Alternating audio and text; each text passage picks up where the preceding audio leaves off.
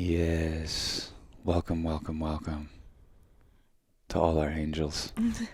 We have offerings out for the angels today. I've been kind of obsessed with the watermelon around here. Yeah. Local, organic. I don't know if it's local, actually. I don't know. They're small, though. They're very small. They're small and they're heavy. Yeah. And they're juicy. So they're organic. We put out a small organic watermelon cut up, 3 apples and 2 bananas for the angels.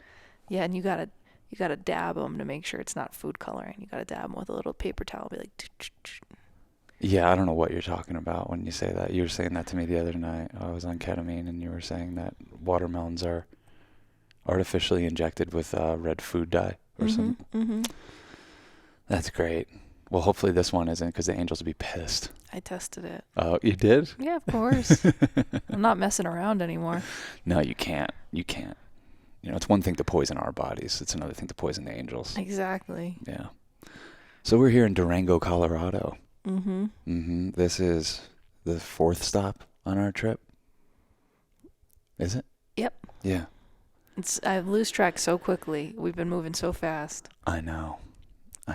It hasn't stopped. There hasn't felt like a moment of stagnation whatsoever. So I guess we last checked in. We were in Santa Fe. Yeah, day 2. We were on day 2, and we were already like, what the heck is going on?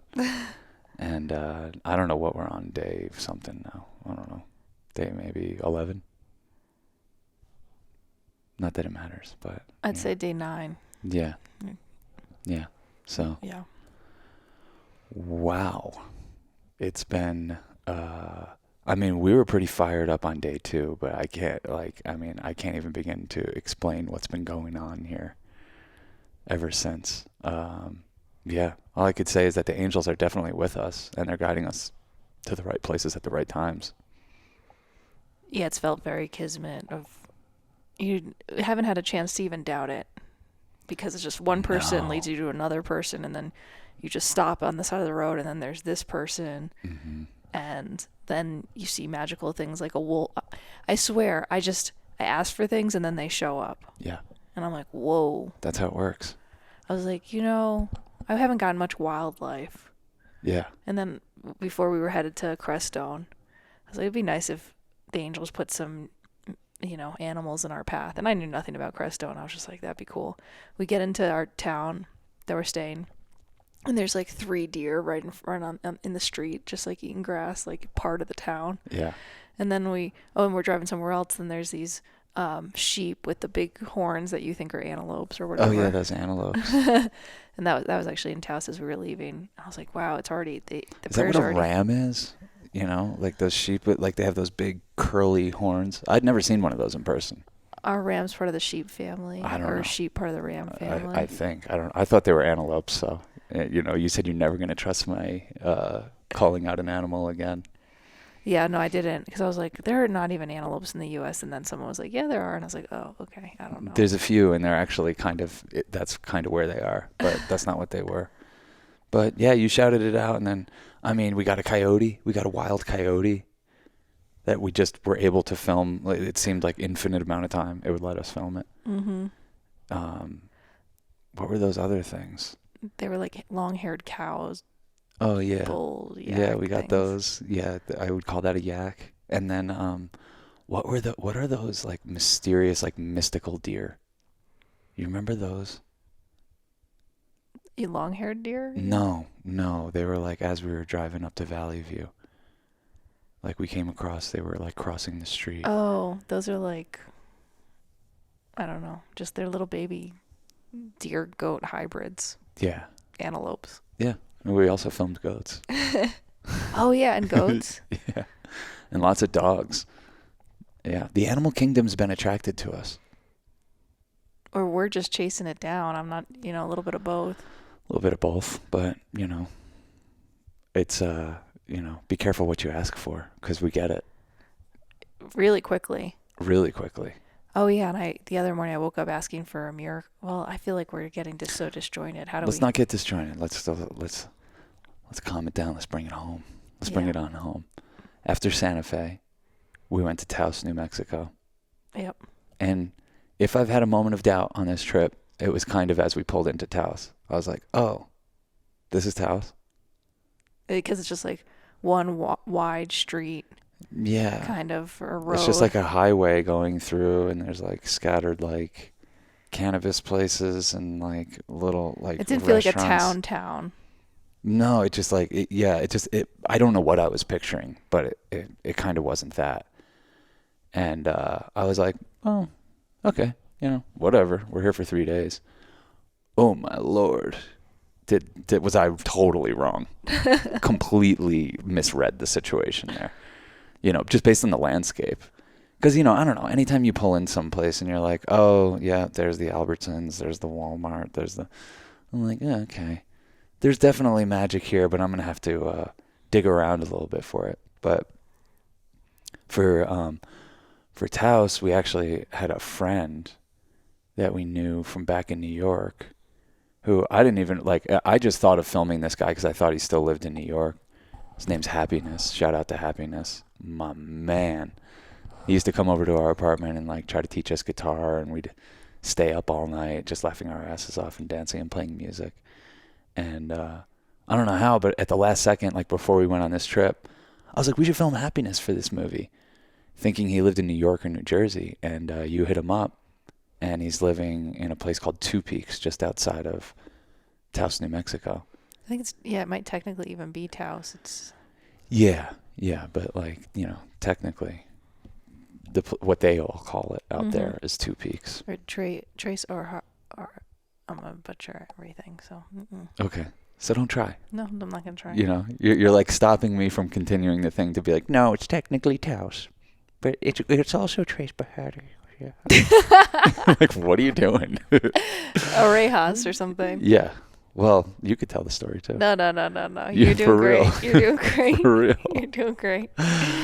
Oh man. So yeah, we were in Taos for 3 days, or wherever we were, Cass. I don't know. You can correct me on that. Look, and also I don't know where we are or where we're going, and I kind of love that aspect of what I get to do. You have everything buttoned up. You're texting everyone. You know where the Airbnbs are. You booked everything. You know where we're going to eat. I know nothing. I don't know what day of the week it is. I don't know what day of the month it is. I don't know who we're meeting next or why or what their deal is. So for me, it really is wild magic. I'm just like, oh, okay, who's this person now? But Happiness just started texting us all these people.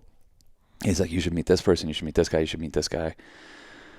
And we're like, sure. So it led us to, our first day in Taos was probably the most fruitful shooting day we've ever had on anything we've ever done.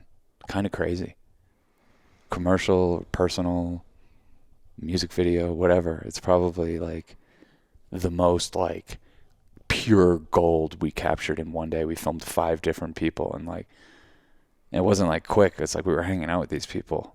We really were settling in. The first guy that we met, amazing poet named Daniel Sage. And I, again, had no idea what we were getting involved with, but just getting to his place was a goddamn adventure. These are all these people that we're talking about live off the grid completely. They live out off dirt roads, 10 miles down dirt roads. You go 10 miles down a dirt road and you're like, whoa, that was pretty crazy. And then you turn onto another dirt road and you're like, this is like driving on the landscape of the fucking moon. This is insane. Where am I right now? And it what the driving was doing to me, it's besides the point, but it's that treacherous where it was we setting decided off fear chemicals. Pretty early on that you were going to do all the driving. Of course. Because I tried to split the driving with you, and then I was getting overwhelmed. I'm like, I'm doing too much. I'm booking the place. I'm texting the people. I'm downloading the footage. I'm charging the batteries. Yeah.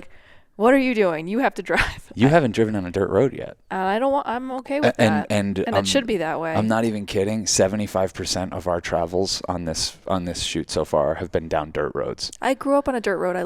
You can handle it. I'm not even scared of dirt roads, but there is something that it was almost an unspoken thing. I got a little overwhelmed one day after driving. Yeah. And it was just like, yeah, you're going to drive a lot and it's going to be annoying, but you're also just... I'm fine with it. You're just carrying your weight. I'm way worse of a passenger in those situations than I am the driver. But like, you're literally having to do advanced calculations so quickly. Like you're just like looking in front of you. You're like, oh my God, wait, how deep is that puddle? What is that? Can I even drive on that angle? Is the car going to tip over? You're scared of heights. So we're like on cliffs and you're my God, we're driving along the side of cliffs. And I'm like, I can't look off to the right because Taos, it's just a straight drop down. Yeah. But, just to even get to these people was a goddamn feat in itself. And so like, we roll up on Daniel's place. He's got this incredible house made of, what is that called? Hyper Adobe or something like that? Super Adobe? Mm-hmm. Just like, it looks like some alien dwelling. It's really crazy. It's just like a smooth dome. Amazing. We go in there and it was like he's been waiting for us his whole life. And it was just like, and this has been the case with every person so far. We don't have to explain shit to them. We're just like, we're here. We're going to grab the camera and the sound stuff. You ready to go? And they're like, yeah. They don't know what we're doing. I mean, I told them a little bit. You know what I mean? Yeah, but like, like... We barely know what we're doing. That's the whole thing. And they can kind of feel that. Like, they're doing something. I don't know what it is. I mean, whatever. I think we know what we're doing. But we're collecting pieces of a puzzle. And you can't see the puzzle, especially in documentary, until you collect the pieces. Yes. And we allow for ourselves to be surprised. We allow ourselves to take left turns and lose ourselves along the way. And so, but it feels like this movie is coming together, and it does make sense, and there is a through line. And I don't feel like each person more solidifies the movie than like throws a wrench in it. No, I don't think anyone could throw a wrench in it at this point. Like, I always know we have something where I feel like people's, the things that they're telling us start overlapping. Mm-hmm. When we're making these movies like Cam Girls or Florida Man or American Juggalo, like where we're talking to a whole bunch of people about something, where when a lot of the subjects like vibes start to overlap, I'm like, we got it. Like at this point, the movie's making us. You get to decide who says what, sort of thing. Yeah. And like that's where I can start feeling the edit while we're out there. And we were already kind of tapped into that just from Santa Fe and like how lucky we got there and the people that we tapped in with there. But Taos was literally one after the other. I mean, we went over to Daniel's house thinking we were going to be there for like a half hour. He blew our minds. He wrote us a poem. He read us poems. He played music for us. We went on a hike. Yeah, we're just like kind of standing outside of his house, just like laughing our asses off about something and like literally packing up our equipment to leave. And then you said something about like, is there a place around here? Like, like, cause it's a desert landscape. You're like, is there a place we could like go into the, I don't know. No, I was like, yeah. I was just basically like, yeah, show us all your magical places. Because, like, when you live in the desert and you have, like, a quarter acre, you, like, make a little magic altar over here and then a little magic. So I was thinking You're thinking we're going to walk 30 feet over like, to here. an altar where he's like, oh, this is where I sit and do my morning prayers or something, Yeah. And he's like, Instead, well, he's like, look at that mountain. In that case. Yeah. We got to go up to that mountain. And we're like, all right, let's do it. He's like, it's not as far or as bad as it looks. He's like, it's a half-hour hike up and half-hour back. And I'm like, I could do a half-hour hike in my sleep, dog. Yeah. That's nothing for me. But I didn't have my like hiking shoes or anything, so I was just wearing my Doc Martens. And of course, once we agree to do this, you're like, bring the camera. And I was like, okay, all right, we'll bring the camera on a hike. I was like, I'll carry it. Meanwhile, I wasn't going to carry it. No, it's kind of like the driving. It's like you could, and you're much more capable than many people I know. But like, I'm not going to risk how much beating myself up I would do if something happened to the car, we got a flat tire, or something happened to the camera. Like, I was like, I'm driving, I'm carrying the equipment. You're shooting this movie, and you're killing it. I can't even express to people how hard you're killing it. That's like a side note. But we go on this hike with this dude. It's not a half hour at all. And halfway through the hike, he's like, by the way, like the last half of this is like a scramble, and there's no trails.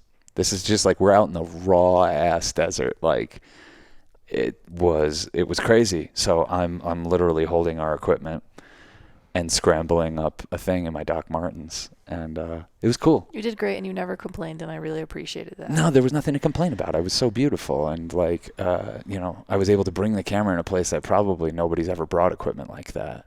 And you were able to get some cool shots, I hope. I don't know. I don't even care. They were pretty cool. Kind of wish I brought the 85, but it was pretty cool. Yeah. No, I know. Well, that's the thing. That's the thing with making these movies. You always want your options with you. And and the second you commit, you're going to be like, damn, that other lens would have been nice here. It's okay. It was a more tricky. It's a lens that could fall off more easily, so it wasn't a good choice. Yeah. Yeah. But it was really magical, wouldn't you say? Yeah. We cemented the magic. And then we just kept rolling. It was like, okay, now on to the next. Yeah, we went over to film this guy for like a half hour, and we ended up staying there for 4.5 hours. Yeah, but when you meet like new family, and it feels like every place we turn, we're like, oh, new family, new friends, new, Yeah. Like, even with the people we spend 10 minutes with or 15 minutes with or half hour, an hour, 5 hours, it's like, oh, yeah, okay. Yeah. We see each other. We're connected. Yeah. This is a bond that will last. Sometimes it doesn't take long at all. Like we met a guy yesterday that I was like, we've known each other before. And he's like, oh, yeah. He's like, and if you want, I can kind of go through the Akashic records and kind of pinpoint how and when, if you want. I'm just like, no, I can feel it. I feel what's going on. No, I said, I wrote him last night. I was like, if you do see where we all hung out before, you should let us know because I like to tap into that stuff. Yeah. I think it's fun. But our boy Daniel Sage, who took us on this hike and played all this music he played the most heartbreakingly beautiful song ever. Right as we were about to leave, it was crazy, and I was like, I feel sad. It's weird that rarely happens to me because I'm usually it hits me way later. But like I was sad leaving him. Like he felt like a new best friend, and like we should be spending a lot of time together. And that if we lived around there, like we would we'd be fucking chilling all the time, getting into some shenanigans. Mm-hmm. But the way these people live, their whole life is about like, it's a much more sacred existence than anything that we've ever tapped into. Because it's like you're worried about, you're thinking about water all the time. Yeah. You're thinking about firewood all the time. You're thinking about like basic survival stuff. The temperature, the wind. How the weather's acting. If it rains even a little bit, no one's going anywhere. No one's getting off the mesa because the roads are just like destroyed. So, mad props to all these people that decide to live like that. I found it super inspiring. And yeah, there is this thing about when water's more precious, that it seems that people just have more reverence for everything. When it's the water's not promised, and I could see how you're not as reckless with your consumption. You're collecting your rainwater, you're using the sun for your electricity, you're doing solar ovens, and he's baking a damn fucking chicken in like a thing that looks like what you would tan with in the 80s. Like those mirrors that people used to hold on themselves. There's like an outdoor solar oven. We could go through every person, but that's what the film's for. We're gonna make a film. It's just a little taste. It's just a little taste. But it is. I was like, I'm kind of obsessed with the repurposing of material, of like not wasting, of not buying new stuff. I'm like, this makes so much more sense. Yeah. And it just, if more people were kind of not forced in that situation, but kind of in that situation where they could appreciate that more, I don't know, we just have a totally different relationship with how we consume. Yeah, nothing goes to waste out there, and there's something about the amount of stuff we're willing to waste, like in the lifestyle that we're stuck in, that it just inherently makes you a little bit more mindless, And, something about being 10 miles off a dirt road, like they aren't relying on governments in any way. They aren't relying on a government for water, for police, for fire prevention, for electricity, for internet, for not like they are figuring it out, and they're figuring out how to make a life that is like really vibrates at a high frequency from what I saw. Well, what I really liked about, especially the people around the Taos area, was you just hit them up and they're ready whenever. Like, they don't have jobs, and they're not like, oh, sorry, I'm only available like after this. It's like, oh yeah, I've been waiting for you my whole life. You're like, hey, what's going on? Everyone is so welcoming. Maybe it's because we had a person named Happiness kind of plowing the way for us. He's been one of the angels of this film. Like, he could get casting credit. The amount of people he connected us with. Totally. It was insane. So we basically spent 3 days in Taos, like, running around, filming people off the grid. And, you know, after a long day, I would be literally just trying to get out, try to get off the mesa before the sun goes down, because then I can only see as far as my headlights, and it's terrifying. Like, I mean, the stray dogs are coming, like, just coming running at you from out of the woods, and just like right up to your car, and will stand in front of your car and like not let you pass. And like, it's just, it's so raw and real out there that like senses you didn't even know you had are all of a sudden like on point. So I mean, remember when I made you drive out to the Rio Grande? Like, I was like, let's just drive off road. I was like, there's that road. Oh yeah. Let's just drive down there and see what happens. And you're not thinking the way I am, because I'm thinking. Well, you're not thinking the way I am. You're thinking about light and composition and getting rare landscapes that like will never be around for the making of this movie again. So I see where you're coming from. So I'm trying to be in that spirit, but I'm also like thinking about flat tires. I'm thinking about flat tires. I'm stuck in human world because I've done this before in West Virginia, like where it's like, let's take our minivan to the top of this mountain. Halfway up the mountain, we get a flat tire. And we're with someone that can like change a tire in 2 seconds. I don't even know if we have a spare. Like, I just knock on wood. But like that was the stuff that was like in my head, you know. But I so appreciate what making this movie's brought out in you, because you're thinking like a cinematographer thinks. You're like, go over there, and I'm like, to the edge of that cliff. What are you talking about? Down this dirt road that could barely fit our car. What about that flood over there? Like, you're just like, yeah, no, we got to go down there.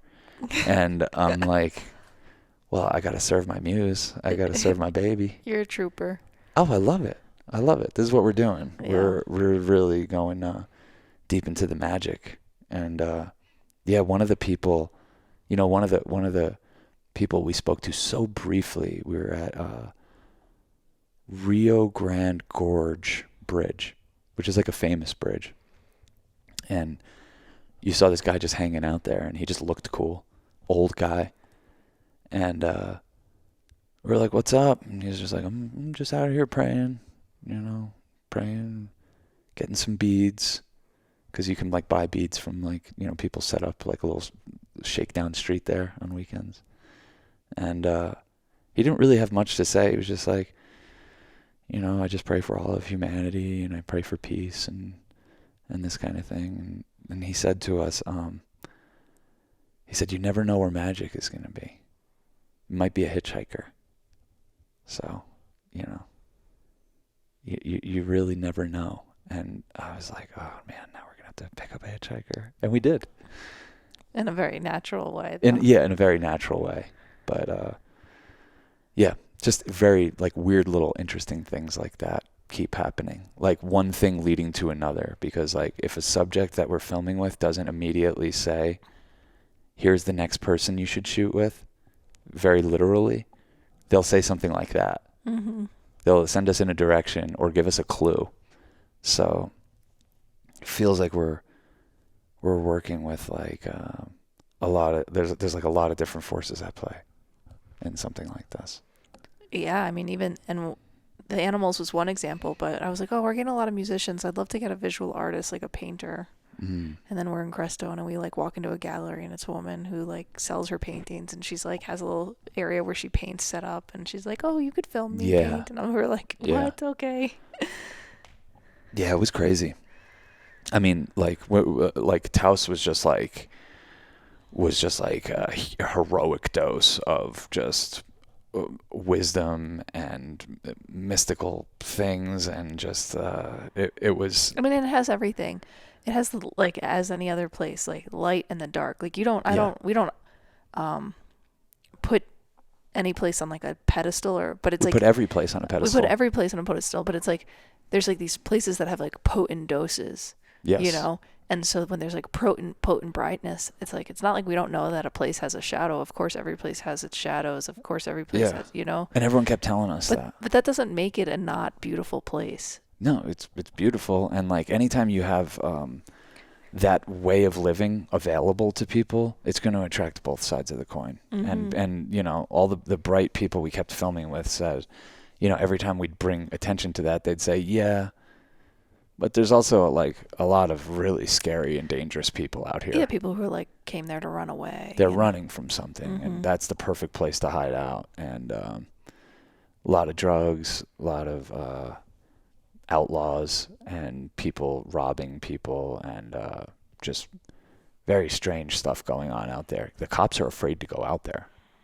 So you can kind of get away with anything. And everybody's strapped, so don't go just rolling up on anybody. I mean, yeah, exactly. Like even the people that you're like, wow, you're the brightest, most spiritual, meditating, angelic figure I've ever met. They have a gun, you know, and they're protecting their little swath of land. Everyone lives basically like on like these quarter-acre little things, but it feels like you have 900 acres because like you look around and you're like, there's nothing out here. It's all BLM, you know.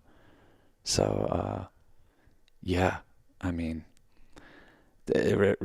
Taos truly blew our minds, and like I didn't really know what we were getting involved with after that, you know, because I was like, well, we more than got this movie, you know, a week into to the point where I wanted to go to the Hanuman temple and different places, and I was like, well, we just don't even have time on this trip to do that. So we tried to go to the Georgia O'Keeffe Museum in Santa Fe, and it's just like, that's not what this trip is. It's not. Every time we try to do something like that, it's like the spirits are like, no, keep busy, don't stagnate, don't go do some like thing that for tourists or whatever, like. We're really good at sussing out people, and it's just felt like this trip has like been so fruitful and bountiful that, you know, we'll just have to come back. Just feels like that. Yeah, totally. Yeah, if there's a place we've been in the United States that I've ever wanted to come back to, it's definitely like New Mexico, Colorado area. So we left Taos, and then we were just blindly headed into Crestone, Colorado. Which I don't know how it got added to the itinerary, but I think Happiness said, "Oh, that's a cool place too." Yeah. So, you know, we were just like, okay, we don't know what this is, and then you know, on a couple podcasts ago, we mentioned we might go there, and people were like, definitely check it out. And holy shit, I don't know if I've ever been someplace more palpable. Like, I don't know, like, you know, super woo-woo people like love talking about like energy vortexes and certain places are charged and this and that, and I'm like, it's not like I don't believe that stuff. I mean, I believe everything, but I never experienced it myself until we drove into Crestone, and I was like, what is going on in this place? I could not, and I still really can't pinpoint it, but Crestone, Colorado is like one of the most alluring places I think I've ever been, and I couldn't even tell you why in particular. It felt a little spooky when we first drove. When we first got there, we were a little spooked. Like you're pulling into town, and like there's like these like day walkers, or just like these little. We only saw them when we first drove in. Yeah, so like, I don't know if these shadowy people. Like I said, they're shadow people, and you got scared. You know, it felt like there were some people like off their rocker, which I'm sure there are, but it's crazy that we only saw them when we drove into town and hadn't seen them. Yeah. Like we walked around town, we drove around town after that and everything, but. Yeah. But maybe the darkness was on our eyes. Yeah, and that's what I was saying. Like maybe that person was just talking loudly to someone across the street, and it just seemed like they were just like in a schizo break or something. It felt like straight out of a horror movie. Like you're pulling into a town. Yes, exactly. You're like pulling into a town, and you like see someone like scurry across the street, and then like another person with a really twisted look on their face, and this person yelling, and it's just like, what's going on here? And the town is like so small. I can't believe it's even a place somebody steered us towards. No, I like how you said maybe the darkness was from our eyes. Because I think there was something about every time you go to a new place, you're like a little on guard. Yes. And so you don't necessarily see things for the way they are. Yeah, and that's the challenge of our way of life and the films we try to make, and our mission to kind of like expand people's circle of compassion is like we need to see it. So like, of course, going into a town like this is going to present those kind of challenges right away. Like we were spooked. We were both like, and it takes a lot for us to both get spooked, but we were just in the heart of mystical mayhem. Yeah. You know, we're just like, okay, what's going on here? And we had 2 friends come visit us. Thank God. Because we were scared. And they rolled in right as the sun was going down, and they were like, "What's going on in this town?" And we're like, "We don't know." And they're like, do you guys feel something?" And they're not like that. You know what I mean? They're just coming to hang out with us and like go on some hikes and like help us out on the shoot or whatever. Like dear friends from Denver drove all the way down, and they just wanted to come kick it with us. And they're like pulling into town like, what's going on here? Even the house we were staying in, it felt like wonky because it's an old house. It was like a very old house, and it was like hand built. There's an Airbnb we stayed in New Orleans where I felt like, oh, there's like ghost spirits. Yeah. So I have this theory that, you know, when a place doesn't have a person in it for a minute, like the ghost spirits like come out, and then you just gotta like come dominate with your vibe again. We definitely did that. But it was like we walked in, and there's also like, you know, you acclimate to a space. Oh, we walked in and I was like, okay, Cass. I was like, okay, I get it. This is probably the only place to rent in this whole town. And it really was. But I was like, whoa, okay. Well, because when you go to a place where the floorboards are old, like you feel like you're on ketamine. You feel like you're falling out of the house almost. And it's so funny because that can be your initial reaction. 2 days later, you couldn't even retouch that feeling that you had when you first walked in. And we've done enough of these kind of travels where I was aware of that when we walked in, because I walked in and I was just like, wow, okay. This place is like, something's going on here. Something's going on in this town and something's going on in this house. And hey, there's no running from it. And I just realized in that moment how many times I've had that feeling. Maybe not as palpable as that, but I've tapped into that before. So I just immediately was like, you know what? I'm going to be sad to leave this place. Oh, yeah. Which turned out to be more true than I could have even thought of at the time. No, it had such good vibes, and we had a lot of laughs there. And I don't know, I got used to the floor. I couldn't even feel the off-kilterness that I had felt when I first walked in. Yeah, and whatever little ghosties and ghoulies might have been there, like, we made friends with them. They loved us. They loved how we were chilling and the way we were doing things. Yeah, and I mean, it was such a charged place. I mean, the guy whose place it is, like, there was like blessings all over the place. It was full of art and love and music and a lot of positive energy. It's just funny how your initial, I'm not saying we were off base, but probably, your initial reading of something. Yeah. I think it's like a mix of bringing your own energy to a space and also just like bypassing maybe some initial discomforts. Well, now we're part of the ghosts in that house. Yeah, now we're leaving ghosts we leave a couple ghosties behind wherever we go. Definitely. People are going to go in there and be like, "Oh, damn, this is a great time." And then they'll get haunted later when our ghosties wear off. But we I mean, even the drive out there, I was totally spooked. I know. I don't usually get like this, but the drive to Crestone from Taos. Broad daylight, by the way. Broad daylight.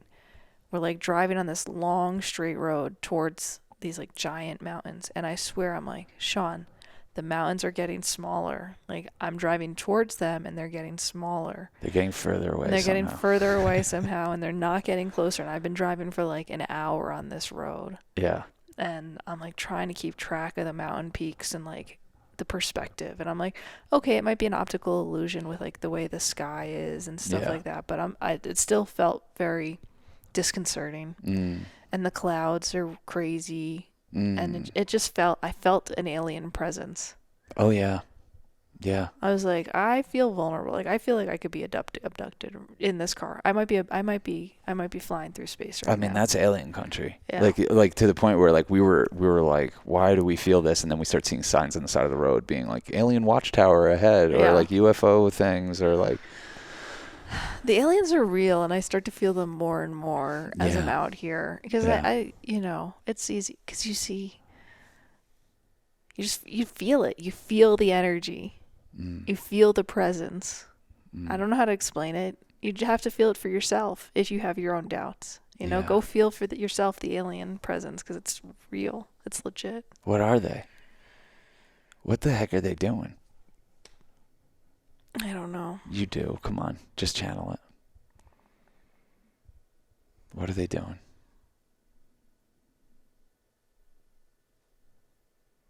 I don't know. It feels like they're probably keeping an eye out. Yeah. Keeping tabs on the situation. Yeah. Yeah. Just looking out.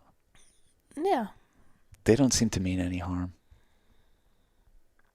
Maybe a little bit of twisted jokers. Well, yeah, but Everyone has a story about like some sort of praying mantis like alien feature being caught on their camera, and I mean, people will show you this stuff if you Yeah. take the time, and it's just like a lot of people have seen the Yeti or Bigfoot or Sasquatch, Sasquatch. Bigfoot, interdimensional Sasquatch, my boy. yeah, that's very present out there. Yep. Yeah. And these aren't crazy people.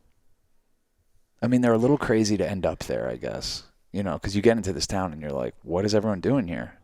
What's going on? No, it's super small, but it's like kind of bougie.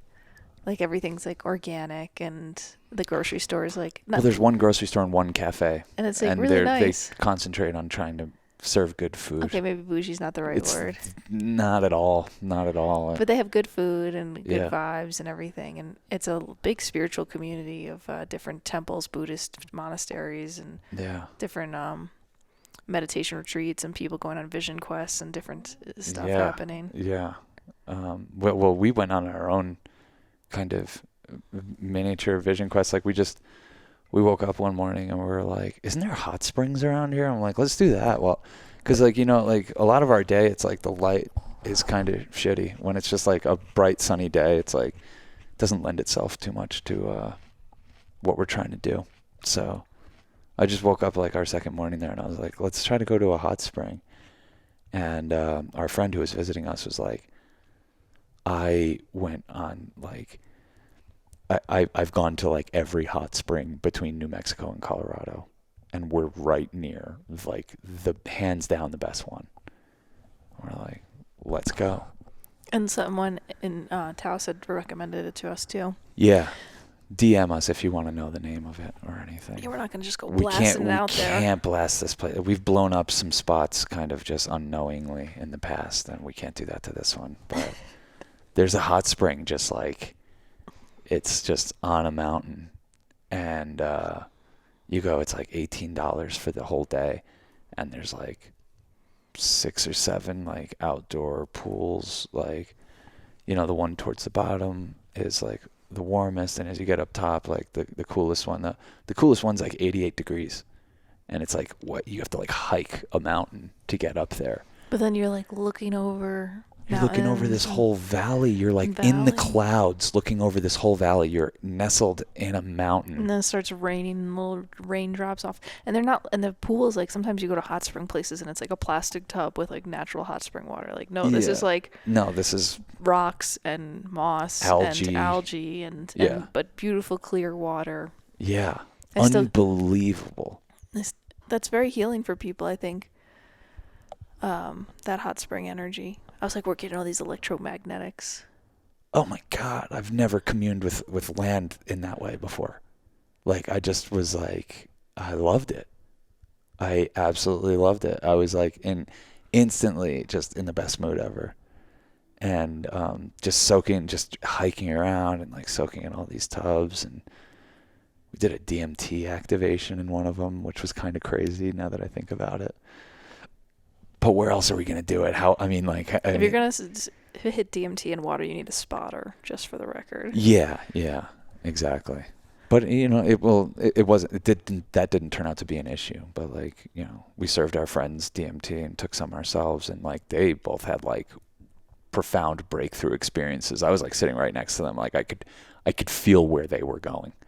And I was like, this is crazy. They're having one of those like, well, I'll never forget this moment, just total awe, just sitting there in a mountain in hot water, like just like looking out. And there was like, it's crazy. It's like DMT, like if you're really listening and if you're in a setting like that, like it's sending you messages like you can kind of decipher and decode a little bit. Like one of our friends, he was just like, he came back and was like, he's like, I just witnessed things that are beyond description.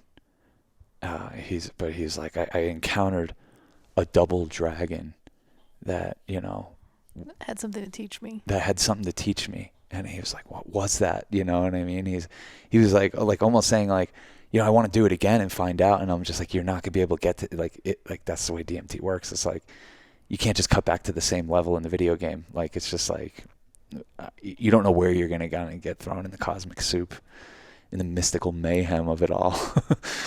So, he just kind of came back being like, whoa, there was like this double dragon had wisdom for me. And I just like, what was that? And our other friend, had all these downloads, and like, it's extremely ineffable. But anyway, we spend the rest of the day there and we have a great time. And later that night, we meet up with this guy who's like a keeper of the forests around here. And he does some wild stuff. Like he feeds the trees. Like he finds mother trees in the forest, and he feeds them this like mycelial potion that he makes, and it helps rebuild their mycelial networks. And like by feeding one tree, you're feeding like the whole forest, and they've measured this. So like this guy, he feeds the trees, and he plays like didgeridoo and like low bass notes. He brings out all these bells, because apparently that really helps. And like Paul Stamets has measured this, and they've measured it, and like just seen crazy magical healing things happen in this forest from trying these things and like paying attention to the forest and listening to it. Anyway, we show up to meet this guy, and he has like 2 carabiners that are both dragons. He has a double dragon. Double dragon showed up very quickly. The double dragon, literally, we left the hot spring and went to go film this guy, and the double dragon was sitting right there. And our friend's the one that noticed it. He was like, what is that? Do you have a dragon on your thing? He's like, oh, actually I have 2. I usually only go out with 1, but for some reason today I threw 2 on. And our friend is like, what is that? And it blew me. It wasn't even my experience, but I was like, whoa, what's going on? First of many moments like that since. And this guy is an education in himself, and oh my god, it doesn't surprise me that those 2 are supposed to be connected. Oh yeah. Well, because our friend, like, he takes kids out and like camps with them, through a school. Like he camps with them and like sets them up and teaches them. And like the dude we were filming with, like, probably knows more about forestry and maintaining this stuff than like anyone you could meet. Like, insane encyclopedia of knowledge. So stuff like that was happening in Crestone left and right, and it's just like really kind of like one of the situations where it's like you can't really make any wrong moves as long as you just like keep listening. Like there's like no way to be led astray. And if you think you have been, or if you think like, oh, we should have gotten there at a different time, or we should go there, we forgot to film with so-and-so. It's not that kind of place. It's, it's all divine timing. All divine timing. To the point where we were going to pull out of there yesterday.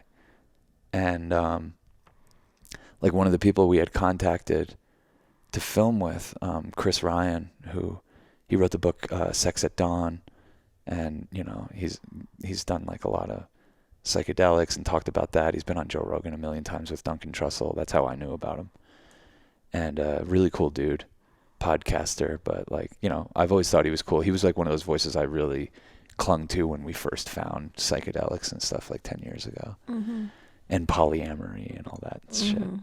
So we were supposed to meet up. Well, we weren't even supposed to meet up with him. We told him we'd be in town, and he was like, "Oh damn, I'd love to meet up with you guys, but I'm not going to be back in time." And we're sitting in the cafe on our way out, and there he just walked in, and we had the best time together. We ate lunch together, and Well, part of the reason that all happened was because as we were leaving our Airbnb, I'm talking to the guy who hosts the Airbnb, and he like obviously is a carpenter, guitar player, and he has a Celtic band and stuff. And I was like, oh man, we would have loved to get you. I just realized all this stuff. We would have loved to get you doing a song. he's a deadhead.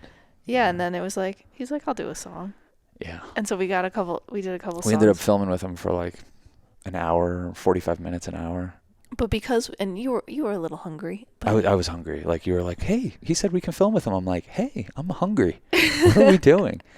But like, just in those, you had to give me credit. In those moments, I was like, yeah, I'll chill. rallied. I'll chill. What am I doing? Like, I could wait a little bit to eat.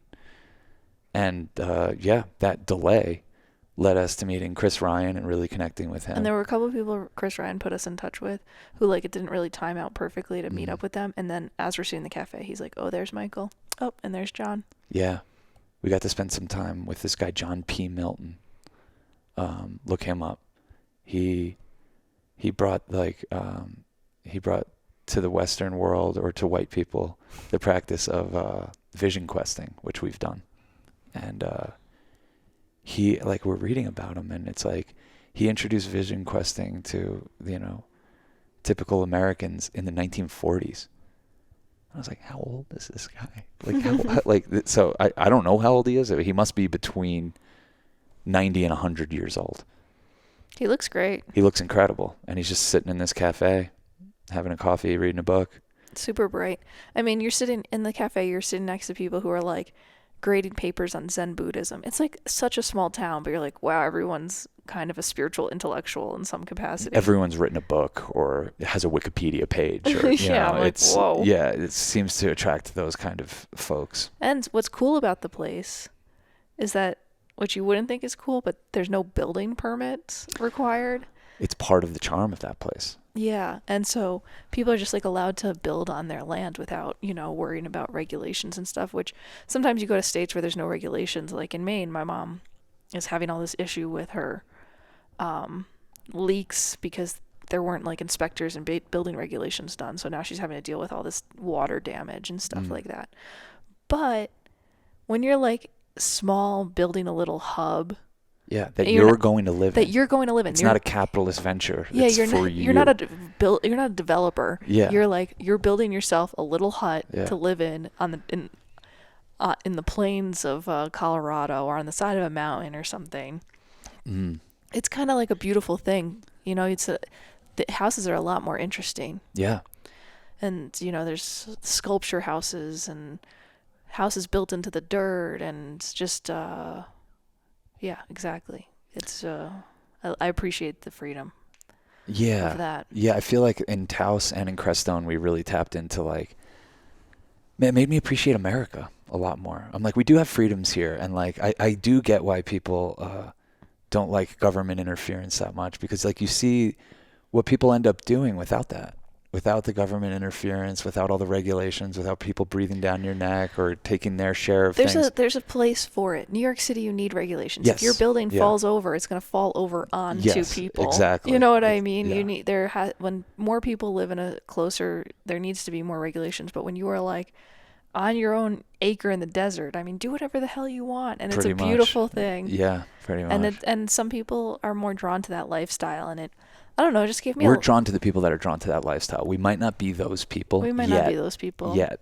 We were by the end of Crestone, we were like, we could live here. We should live here. Maybe later in our life. A lot of old people there.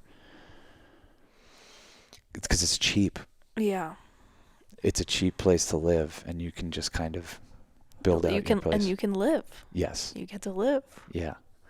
Yeah, I don't know what I was going to say, but that's We were cool. just talking about how we got to meet and honor John P. Milton and say thank you to him.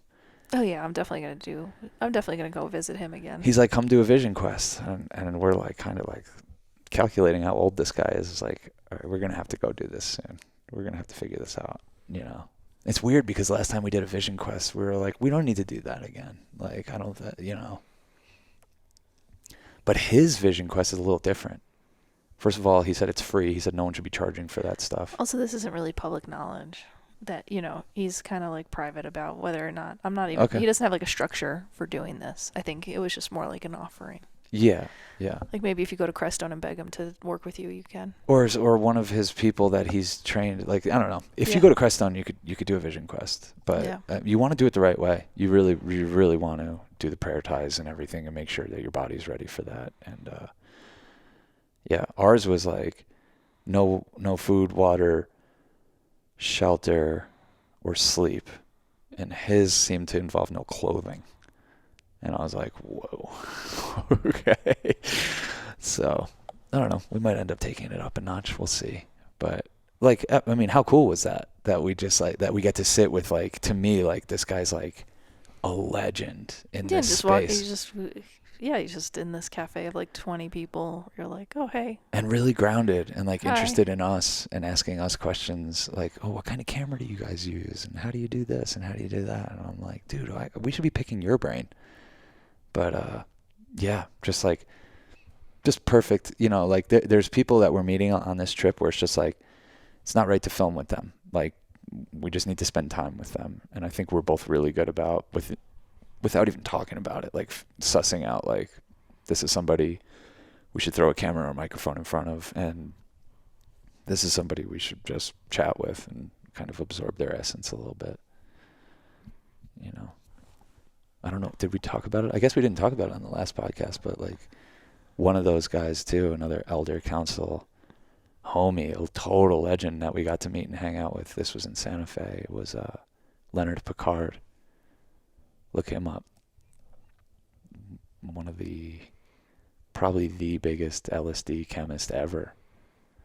Ended up getting caught and sentenced to 2 back-to-back life sentences without parole, and basically only got out because they were releasing older folks from prison who were like non-violent criminals during COVID. So he got released towards the beginning of COVID, and he's just now starting to get out of like the probation world little by little. There's steps.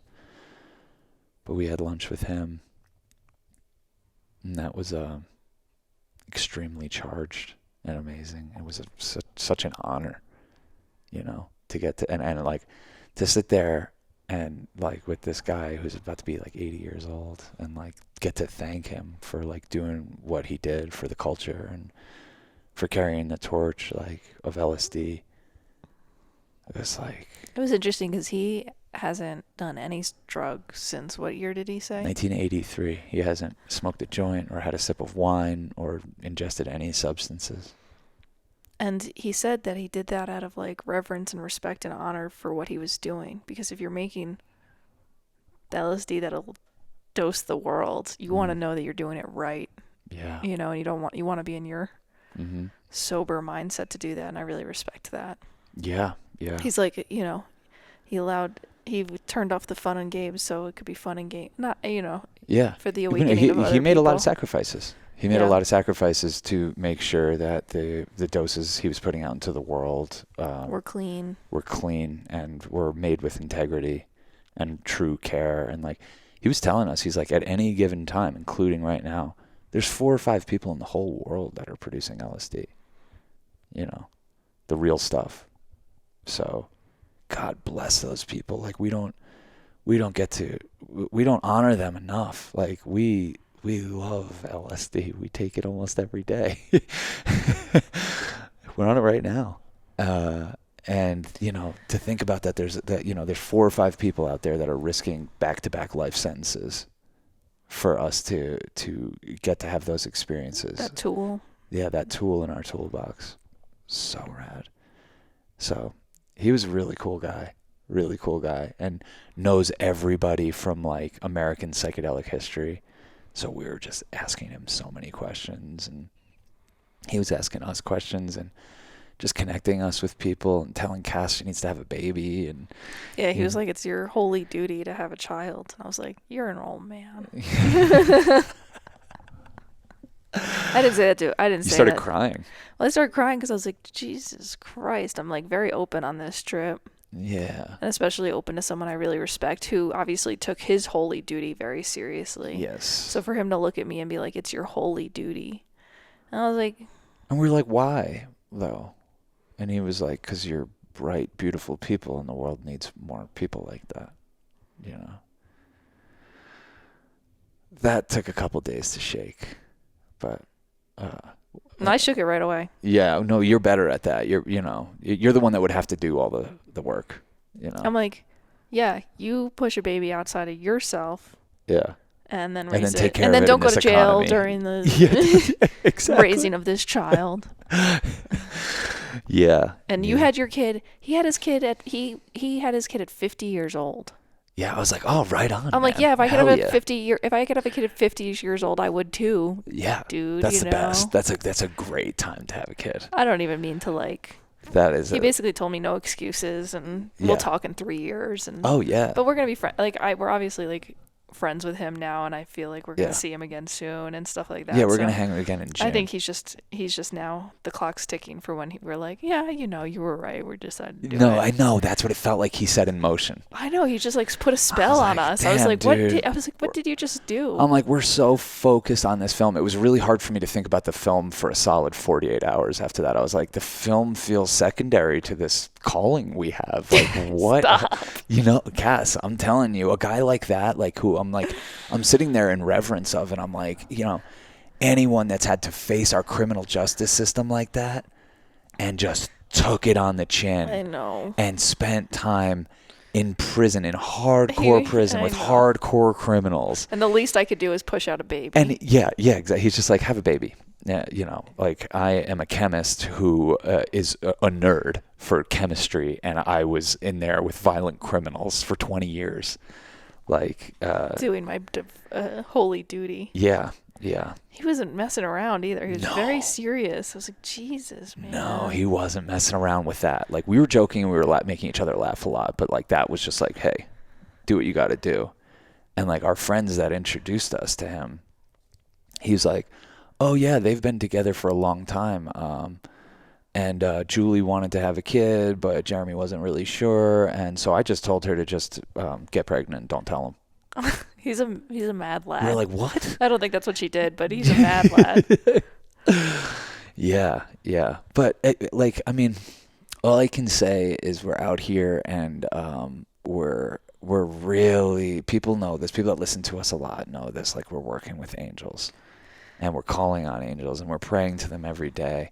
And it's almost like they're coming into sharper focus as we go along. Yeah, and you gotta like listen to their messages, and I think that's what we're saying spooked us the most, is because it felt like an angel giving us a message through a person, like, Yes. do this.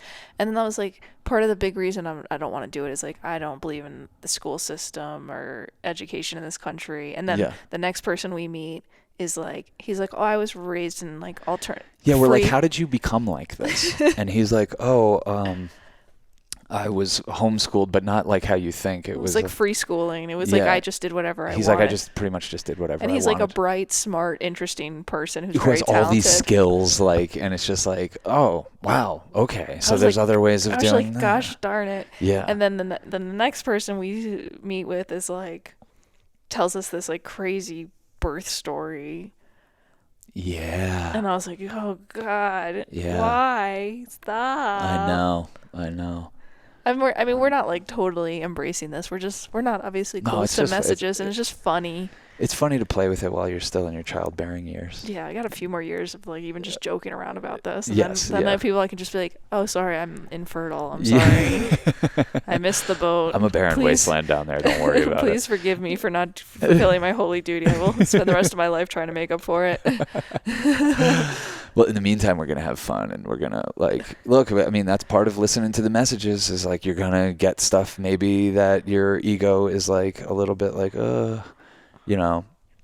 I don't know if we talked about it on the last podcast, but, like, on our flight here, like, one of the only people that we knew we were going to meet up with was this guy that used to be in our Discord, and like he was a fan of our podcast, but he kind of like fell off a little bit, and like I haven't heard from him. But someone else from our Discord was like, dude, you have to meet with this guy Ben. He is wild magic, I swear to you. So I was like, look, I'm open to that. And it's why we're in Durango, Colorado. We literally put a stop on the map for this one guy, really not knowing anything besides like we texted him and he was like, totally, I love you guys, would love to hang out. And we get on the flight, and as we're about to take off, he texts us. He's like, I've been talking to the angels and they're so psyched about your project. And, you know, particularly Metatron. Yeah, he says particularly Metatron. And I was like, who's Metatron? I know, I started downloading like channeled Metatron. Right, but yeah, before we lose internet, you're just like, okay, what the heck? What I've never heard that about that Archangel before. Had you? No. I'd never heard of Metatron before, and I think he's just now kind of like bubbling up into public consciousness, into like mainstream consciousness. You know, obviously like mystical people that read the Kabbalah know about it. He was in the movie Dogma, Kevin Smith's film Dogma. I don't know if you ever saw that one. It's really cool. It's a funny movie. But yeah, I didn't know the deal with Metatron, and so he was just like, Metatron's super excited about this, and we were like, okay, well, we don't really know what that is. And then we're in Crestone, right? Crestone is the stop before Durango. And so the day before we meet Ben in person, we're filming with this like mystical Bulgarian painter woman that ended up in the United States as a refugee and just ended up in Crestone and started painting angels, and she doesn't even know why. She just felt they compelled to start painting angels, and she's like, look at my old artwork, and it's like very precise, like a horse, or Einstein, Janis Joplin, like these, you know, like it's like portraits of people and animals and like landscapes and stuff. And then she's like, and then one day I just started feeling compelled to do this, and it's just like a completely different painting style, and she started painting all these angels. And we're filming her, and she like, you know, she like moves away a canvas and picks out one, and she's like, and then I painted Metatron, and she pulls out this painting that we're both like, whoa, what is that? And she started trying to explain to us a little bit what Metatron was all about, but she was like, basically like telling us like, kind of, we need to honor that motherfucker. And I'm like, totally, but like I'm trying to understand more. She didn't even know she was painting Metatron. It just like kind of as it happened, she was like, "Oh, this is Metatron," because someone would just talk to her and be like, "Oh, that kind of looks like the colors of Metatron." And then she was like, and then I had drawn this geometric, you know, I guess the patterns and stuff, and I didn't even know what it was, and it's a Metatron thing. And yeah, I mean, and like this is where I really mean it, like that we're swirling around in a little bit of like mystical mayhem. Because we're going from like guy that tends to the forest, woman that paints, a guy like this guy Ben is like a gardener for a living. You know, we're talking to a guy who's just a drifter. He's just like kind of a homeless guy that walks by, and they all are coming from way different angles, but start talking about the same types of things.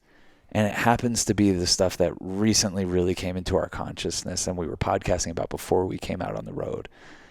And I don't know. Do you want to hear, like, I asked AI what Metatron was. Maybe I could read it real quick at the end of this episode. Read it right now. I'm going to read it. Do it. I use this AI called perplexity.ai, by the way. It's a good one. Metatron is a powerful angel mentioned in Jewish mystical texts and traditions, but not in the Bible itself. Here are the key points about Metatron. In Jewish mysticism, Kabbalah, Metatron is believed to be the highest of the angels and serves as a celestial scribe, recording the actions of humanity in the Book of Life, which is like the Akashic Records.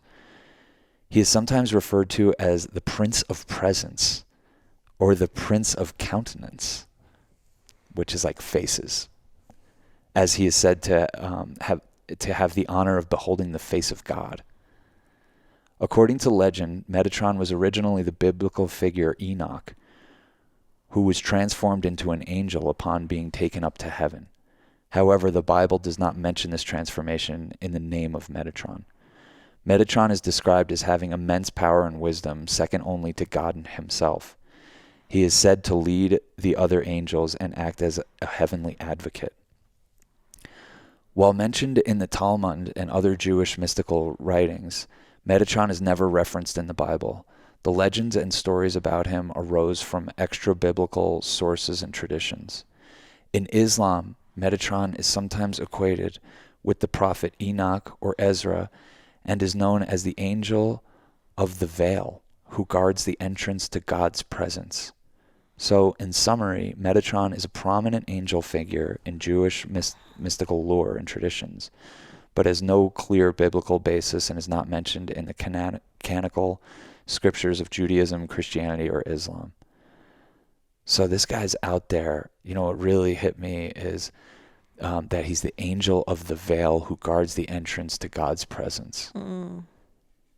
He's the Prince of Presence. It's like it's crazy because I think we called on and channeled this guy without knowing it, because we kind of always talk about that, and we've been talking about it, and we've been talking about just in just what helps us make these films. You know, like we need to be present, we need to be listening. You know, and that he's standing there on the veil, kind of like letting you have little peeks behind it, putting it back down, and it's like, that's the energy that we're playing with all of our work, especially this film. So the fact that he keeps coming up, we're like, all right, cool. Let's start dealing with him. Let's put out some fruits for him, you know? And like we were asking Ben yesterday, who gave us just an epic download of wisdom. This is just a normal looking dude. This is just like the type of guy that you'd see at Ace Hardware picking up some, you know, gardening tools. But like, he through a series of events became really aware and really tapped in and is like a channel. And I said, what can we do for Metatron? And he's channeling this angel, and he's like, they like attention, they like being shouted out, you know, they like, you know, kind of helping you out and taking orders. So it's like you kind of got to be specific with them and like about like what you're trying to do, and like they're going to do stuff for you regardless, so you might as well like tell them they're amused by us, and they're here to help, and they're looking out for us. And it's just crazy that there's this angel that I had never heard of, because like when you think of archangels, you think of Michael, Raphael, Gabriel, yeah, and Michael. You said Michael. Yeah. We shout those guys out. We've dealt with them before. Well, it was interesting. We were speaking with another woman, Caitlin, who was talking about like the kind of how angels are angles, and that there's like a biochemistry of existence. You know, there was. I forget what she sent me. I just want to look at it real quick. Yeah, look, it shouted out so people could do their own research. That's all we're ever trying to do. We're not like the buck doesn't stop here. Biogeometry. Yeah, and this is like ancient stuff. Like people figured out like kind of the mathematics behind it all. Just like that, everything is energy and these wavelengths and the angles, and that it's like that the angels are angles. Yeah. You know. Yeah. And there's a way to like preside over and think about our universe through. I mean, you can look at your universe in color. You can look at your universe in shapes. You can look at it in sounds and smells and personalities and archetypes. There's so many ways to decipher this universe, or kind of like put it in its right place in time. Capitalism or politics or elements, you know. But it's all the same, and you know what I mean. They're all fractals of the same kind of thing. Yeah. So I don't know. Well, and Metatron's just like sitting right there, like the crown chakra. That's where he resides. You know, a lot of the other archangels are like down, like, you know, one's over here and one's over here, down, you know, and all of that stuff. But like he's up there. He's chilling in the crown chakra, and look, apparently he's here to help. Apparently he's excited about our project, And I think we're just going to do what we did this morning. And when we're blessing our breakfast, just, Yeah, because I'm sure shout them out. He's excited about something you got going on, too. It's just about tapping into that. Yeah. He's not just excited about our film. Every person has their own personal relationship. Metatron. Yeah, with Metatron. Yeah. And that was kind of interesting of what Ben was saying, because he has seen a Yeti or a Bigfoot or Sasquatch, and he's like, I think it might have been a version of myself as a Sasquatch. Yeah. And I was like, that's an interesting way of thinking about it. Yeah. Like that you're not, when you see a Sasquatch or something, you're not seeing something almost outside of yourself. You're seeing a version of yourself that's came to this universe. Mm-hmm. I don't know. We're all versions of each other. To remind you of the mystical order of things, to remind you that there's a lot more going on, and that's what we came out here to do. It's to re-enliven our spirit. Like, it's to drive around and stop and talk to anyone that we seem drawn to, and it's just, I don't know, it just shows us that there's so much more going on than we ever give it credit for. And there's so many things beyond people and what we can capture on camera. There's so much going on that we can't see. Yeah, but if you open your heart to listening to it or looking for the signs, it's like, oh man, they're everywhere. Mm-hmm.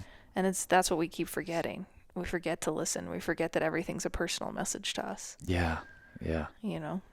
Yeah, and that's another big theme that comes up in this in the filming of this movie is remembrance. Mm-hmm. We had somebody talk about we have to remember because we've been dismembered, mm-hmm. and remembrance is like kind of just like bringing it all back together, and kind of what you just said.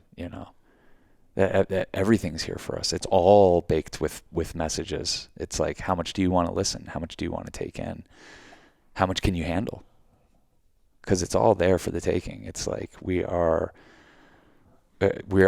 divine creatures, and we are writing our own existence. And you can call on these forces, and you can learn how to work with them. And it's not particular to any person. Anyone can do it. Yeah, and it's fun because then your life becomes more of a collaboration. Yeah. We're not as, like, the illusion is thinking we're alone and doing it. Mm. Yeah. But you're always collaborating with unseen forces. Yeah. And unseen forces are, if you're grateful, there's got your back, You can be grateful for them getting your back and being there and stuff like that. And it's like dancing with the tiger energy. Oh, dancing with the dragon. Dancing with the dragon. Riding the dragon. Riding the dragon. And, like I feel like if we didn't have each other and didn't have, like, this outlet of the podcast and all the people that listen to us, thank you guys so much. This is like, everything we're getting hit with is like the makings of like a spiritual breakdown, like of just like, what the hell is going on? I'm overwhelmed. Like I cannot see one more synchronicity today. What is going, you know what I mean? But like the fact that we have each other to rely on and to process these things and like kind of be like, okay, that just happened. That was real. We actually really bared witness to that. We really felt that. These are things that they'll be hard to come across in a movie, but they're happening to us while we're making this movie, so the movie's imbued with it. But I feel like if we didn't have the crutch of our artistic practices, our community, the love we share, and honoring our voices and our fears and our love, I'd be losing my damn mind. I would sound like a crazy person. I might already sound like a crazy person. I think that the magic shows up when you're ready to embrace the magic. Yeah. And I think it's a beautiful thing. Yeah. And it's just about opening your heart and going towards it, and maybe going to maybe these vortexes are necessary. I don't know. I'm starting to think that like geographically, where there's more spaciousness or there are these like sacred spaces, I'm like, there are aliens out here. It does have a different energy. It doesn't mean you can't tap into it anywhere.